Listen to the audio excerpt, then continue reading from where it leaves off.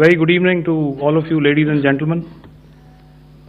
You are all by now familiar with the brutality and the dastardly manner in which 26 innocent lives were prematurely terminated at Pahalgam on the 22nd of April. When you combine those horrific scenes and the pain of the families that the nation witnessed with numerous other recent terrorist strikes on our armed forces and defenseless civilians, we knew that the time had arrived to make yet another compelling statement of our resolve as a nation. Operation Sindoor was conceptualized with a clear military aim to punish the perpetrators and planners of terror and to destroy their terror infrastructure.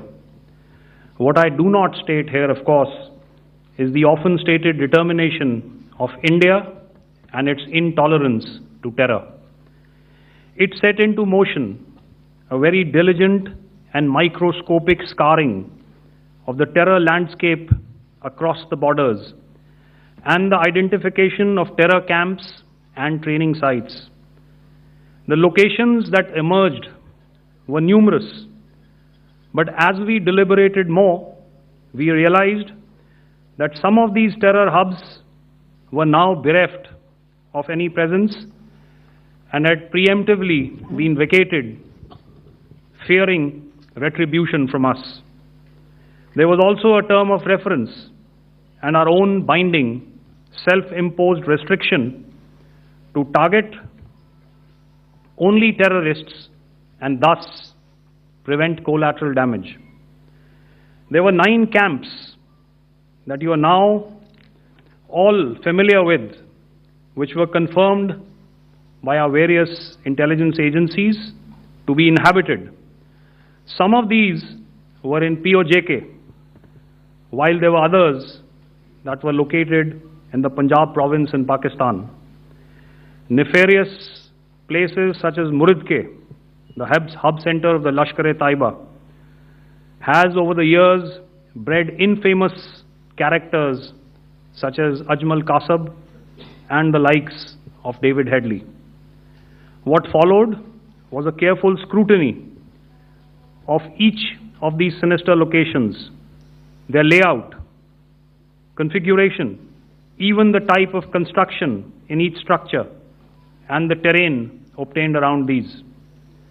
This was with an obvious intent to deduce and identify the exact vector that was required for their neutralization, as also the eyes in the sky that we would send up to ensure that we brought back evidence that we had indeed targeted what we set out to.